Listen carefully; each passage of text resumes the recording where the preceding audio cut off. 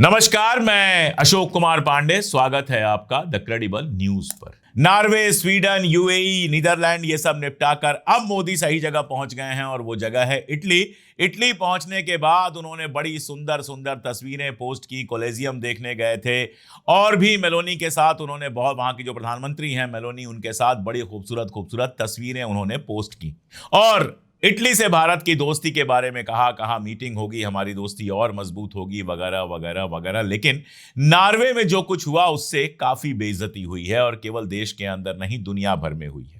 अब सारी की सारी गोदी मीडिया लग गई है ये प्रूव करने पर कि वो जो पत्रकार थी वो सोरोस की एजेंट थी, विपक्ष की एजेंट थी, फलाना थी, ढिमका थी। उसने भी बाकायदा राहुल गांधी से इंटरव्यू लेने के लिए परमिशन मांगी है कि मैं आपका इंटरव्यू लेना चाहती हूं, और भी बहुत सारी बातें हुई हैं। लेकिन इन बातों के बीच एक बात दब गई जिस पर जरा गौर फरमाइए। खबर यह आई कि नॉर्वे के जो सोवराइन फंड्स हैं उनके अंदर बैन लगा दिया गया था अडानी जी के ऊपर, यानी सोवराइन फंड्स में अडानी जी इन्वेस्ट नहीं कर सकते थे।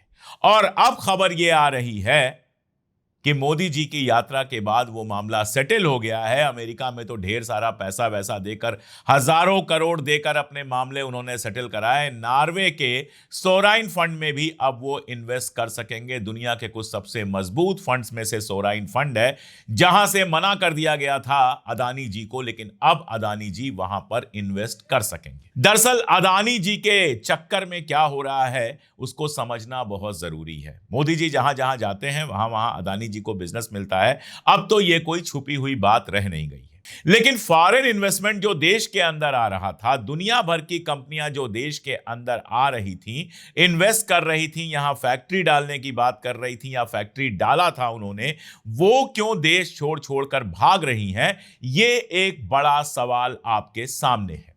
और आज इस सवाल के साथ मैं आपके सामने इसलिए हूं क्योंकि एक बड़ी घटना घटी है जिसको ना कोई टीवी चैनल कवर करेगा, ना कोई अखबार कवर करेगा और ना ही मीडिया का कोई बड़ा हिस्सा कवर करेगा। यहां तक कि यूट्यूब पर भी आपको यह खबर बहुत दिखाई नहीं देगी। खबर यह है कि एलन मस्क की टेस्ला जो बड़ी धूमधाम के साथ इंडिया आई थी, अब इंडिया से वापस लौट गई है। जी, आप लोगों को याद होगा एलन मस्क की टेस्ला आई थी। महाराष्ट्र में एक मंत्री जी ने टेस्ला खरीदा था।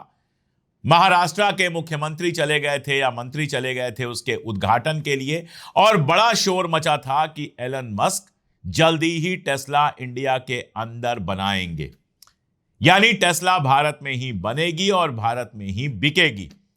अभी तक टेस्ला ने 4 शोरूम खोले हैं और इन शोरूमों में जो कारें आती हैं टेस्ला की, वो चाइना से बन के आती हैं। आपको याद होगा नायब सिंह सैनी जो हरियाणा के मुख्यमंत्री हैं, उन्होंने एलन मस्क से कहा था कि भैया हमारे हरियाणा में आ जाओ, हम सारी फैसिलिटी प्रोवाइड कराएंगे, लेकिन यहां बनाना अगर चाहते हो तो हरियाणा में ही बनाओ।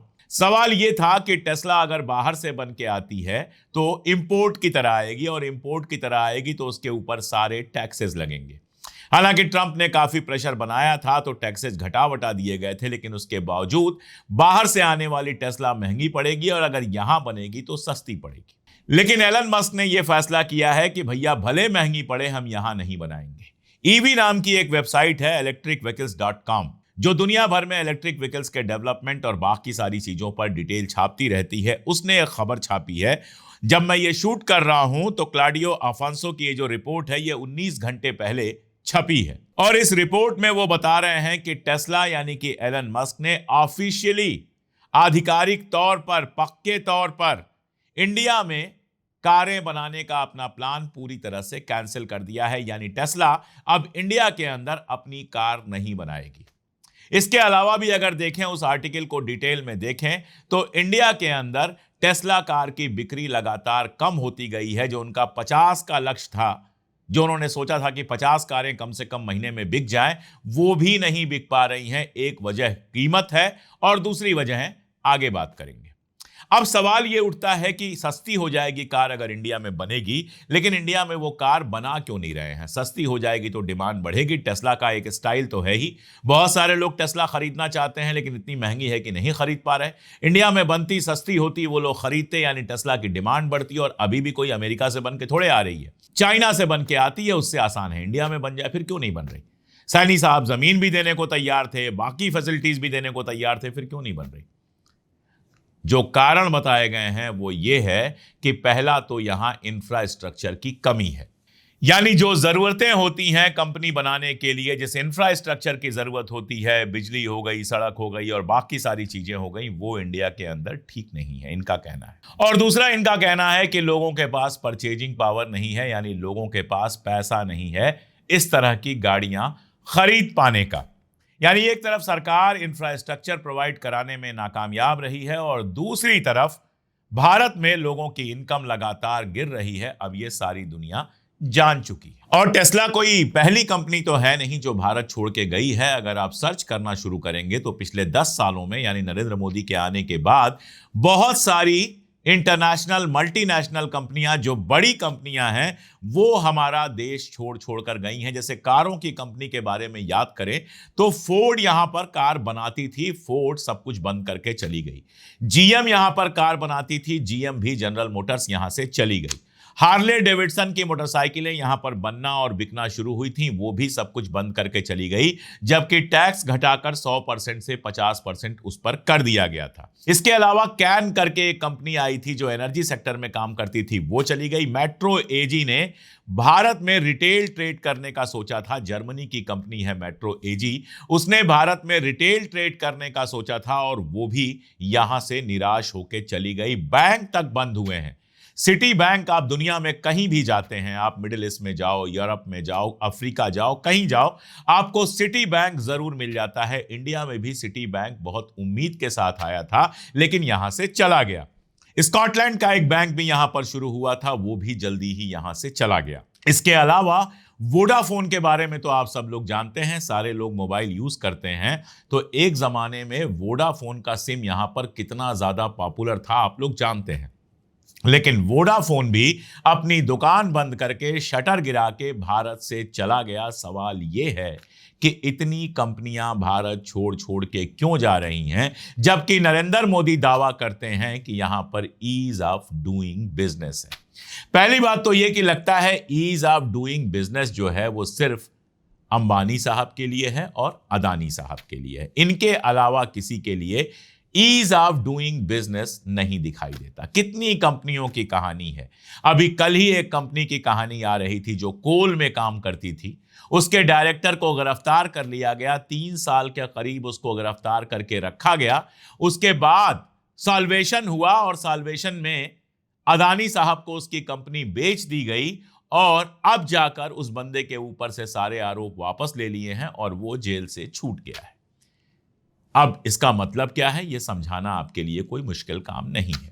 करप्शन छोड़ दीजिए, अभी करप्शन को थोड़ी देर के लिए छोड़ दीजिए, लेकिन बाकी भी जिस तरह के टैक्सेस हमारे यहाँ हैं, जिस तरह का सिस्टम है, उसमें बाहर की कंपनियों के लिए काम करना बहुत मुश्किल है। मैं आपको बताऊं कि जनरल मोटर्स ने 2017 में, यानी मोदी जी के आने के ठीक 3 साल बाद, अपने कारों की बिक्री को पूरी तरह से बंद करने का फैसला किया। उसके 2 मैन्युफैक्चरिंग प्लांट थे और दोनों मैन्युफैक्चरिंग प्लांट बंद हो गए। जो पुराने कस्टमर थे उनको तो स्पेयर पार्ट्स और सर्विस दी गई, लेकिन उसके अलावा नई कारें बननी और बिकनी दोनों बंद हो गई। आज बाजार में आपको जीएम मोटर्स की कार नहीं मिलेंगी। ऐसे ही हार्ले डेविडसन 2020 में भारत में अपना प्लांट बंद करने और बिक्री रोकने का फैसला करता है और $75 मिलियन का उसको नुकसान हुआ था। बावल में, हरियाणा के बावल में उसका प्लांट था जो पूरी तरह से बंद हो गया। हजारों लोग बेरोजगार हो गए। 2019 में आपको याद होगा ट्रंप ने फोन करके मोदी से कहा था कि इंपोर्ट ड्यूटी घटाओ और इंपोर्ट ड्यूटी 100% से घटाकर 50% कर दी गई।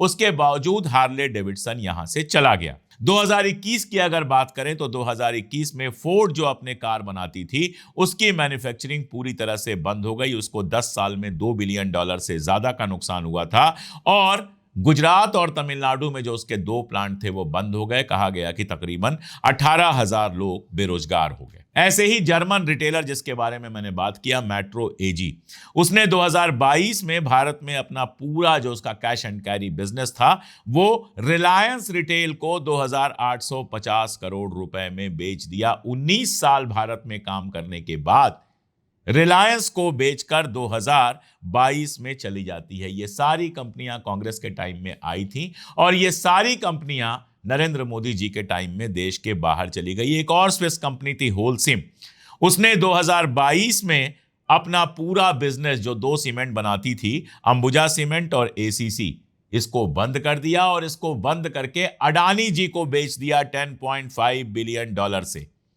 आप समझ रहे हैं ना, एक कंपनी बंद करके मेट्रो भागती है रिलायंस को बेचकर, और होलसिम भागती है अंबुजा सीमेंट और एसीसी जो उसका था उसको अदानी ग्रुप को बेचकर।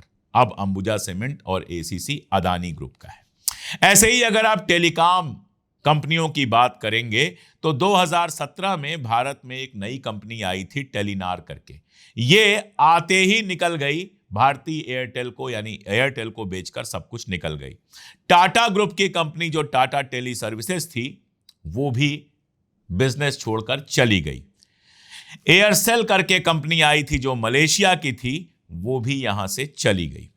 वोडाफोन और आइडिया दोनों यहां से चली गई, और हुआ ये कि इंडिया के मार्केट में, और इसके साथ साथ आप जानते हैं MTNL और BSNL को भी बर्बाद कर दिया गया, ये भी तकरीबन खत्म है, सिर्फ नाम की हैं, और सारा का सारा बिजनेस जियो और एयरटेल में बंट गया। जियो यानी कि अंबानी जी, और अंबानी जी अडानी जी हैं, तो सब जियो जियो है, जियो चल रही है। और इसके अलावा बाकी सब कंपनियां धीरे धीरे, एयरटेल है, जियो है, इसके अलावा बाकी सब कंपनियां बाहर चली गई। शुरू में इन लोगों ने खूब जम के छूट दी, बहुत सारी सरकारी चीजों का फायदा उठाया। आप जानते हैं बहुत जगह इन्होंने BSNL के टावर इस्तेमाल किए, सब कुछ किया, और अब जब मार्केट में मोनोपोली हो गई तो रेट्स अपने हिसाब से तय करते हैं। राघव चड्ढा जैसे कुछ लोग 28 दिन और 30 दिन का सारा नाटक करते हैं, कुछ तमाशा होता है, लेकिन कुल मिलाजुलाकर भारत के टेलीकॉम सेक्टर पर पूरी मोनोपोली जो है वो जियो की हो जाती है। एक और कारण देखिए मजेदार, एप्पल जो था वो भारत में निवेश करना चाहता था, भारत में इन्वेस्टमेंट करना चाहता था। ट्रंप ने उसको धमकाया और अब वो भारत में इन्वेस्टमेंट की प्लानिंग कैंसिल कर चुका है। यानी अगर सब मिला जुला कर देखेंगे तो मोदी राज में दावे तो बहुत होते हैं कि विदेशी कंपनियां आ रही हैं, भारत का डंका बज रहा है, फलां हो रहा है, ढिमका हो रहा है, ये सब दावे होते हैं। लेकिन विदेशी कंपनियां जो पहले से भारत में बिजनेस कर रही थी वो इसी दौर में छोड़ छोड़कर चली जाती हैं। जिस एलन मस्क से मिलने के लिए नरेंद्र मोदी जी गए थे वो बैठा हुआ था, बात कर रहा था, साथ में उसकी आया थी, उसके बच्चे जमीन पर खेल रहे थे, वो अजीबोगरीब तस्वीर थी। उस एलन मस्क की कंपनी टेस्ला भी भारत में इन्वेस्ट करके बनाने से मना कर देती है। इसके अलावा अगर आप देखेंगे तो पिछले 2 महीनों के अंदर हमारे यहाँ का लगभग सारा विदेशी इन्वेस्टमेंट, चाहे वो FII हो चाहे FPI हो, देश के बाहर जा चुका है।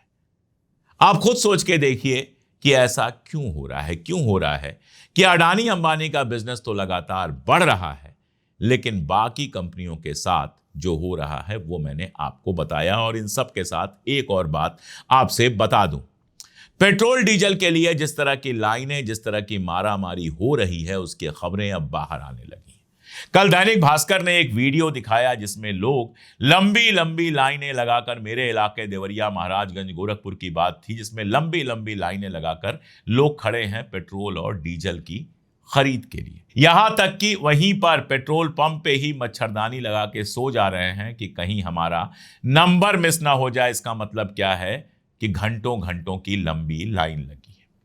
अब लोग कमेंट कर रहे हैं कि अरे 4 दिन पेट्रोल नहीं भरवाएंगे तो क्या हो जाएगा। उनको शायद पता नहीं है कि खेती का सीजन है, पेट्रोल से ज्यादा डीजल की जरूरत है, जिसका कीमत पहले ही सरकार बढ़ा चुकी है। अगर डीजल नहीं होगा तो पंपिंग सेट नहीं चलेगा, डीजल नहीं होगा तो ट्रैक्टर नहीं चलेगा, और खेती के लिए बहुत मुश्किल हो जाएगी। जोड़ लीजिए इसमें मानसून बहुत खराब होने की उम्मीद है। डीजल पेट्रोल नहीं मिलेगा तो सिंचाई भी ठीक से नहीं हो पाएगी। खाद नहीं मिल रही है और सरकार कह रही है ऑर्गेनिक खाद का इस्तेमाल करो। श्रीलंका की सरकार ने भी यही किया था, नतीजा यह हुआ था कि प्रोडक्शन काफी गिर गया था। यानी बहुत सीधी सी बात है कि अगर खाद भी सही नहीं मिलेगी, डीजल भी नहीं मिलेगा, मानसून भी ठीक नहीं होगा, तो अगले साल गन्ना, धान और इस तरह की तमाम फसलों का, सोयाबीन वगैरह का प्रोडक्शन काफी कम होगा। प्रोडक्शन कम होगा यानी कि एक्सपोर्ट कम होगा। बाहर आप नहीं भेज पाएंगे। और ज्यादा प्रोडक्शन कम हुआ तो आपको इंपोर्ट करना पड़ेगा, बाहर से मंगाना पड़ेगा, यानी विदेशी मुद्रा का फिर संकट आपके सामने आएगा। और इन सब के साथ जोड़ दीजिए कि अगर प्रोडक्शन कम होगा तो किसान की आय कम होगी, किसान की आय कम होगी तो मार्केट के अंदर डिमांड घटेगी, और डिमांड अगर घटेगी तो इकोनॉमिक ग्रोथ और ज्यादा कम होगी। हजारों करोड़ लोन माफ करने वाली, सब कुछ उठाकर अदानी अंबानी के हवाले कर देने वाली सरकार को इसकी चिंता नहीं है। उसको इस बात से कोई फर्क नहीं पड़ता कि हमारे किसानों का, हमारे आम लोगों का क्या हाल है। बातें होती हैं सब चंगासी सब चंगासी। हरदीप पुरी जी ने कह दिया 6 महीने का पेट्रोल डीजल है हमारे पास। फिर इस सवाल का जवाब देना चाहिए कि पेट्रोल डीजल की इतनी भयानक कमी यूपी में और बाकी इलाकों में क्यों देखने को मिल रही है? क्यों बिहार से खबर आ रही है कि कई कई दिन तक पेट्रोल पंप बंद रह रहे हैं? आपके शहर में पेट्रोल पंपों का क्या हाल है? कितनी लाइन लग रही है? आसानी से मिल रहा है कि नहीं मिल रहा है? ये मुझे जरूर बताइएगा। दिल्ली में तो मैं देख पा रहा हूं कि पेट्रोल डीजल अभी तक आसानी से मिल जा रहा है, कोई संकट यहां पर दिखाई नहीं दे रहा है, लेकिन छोटे शहरों का क्या हाल है?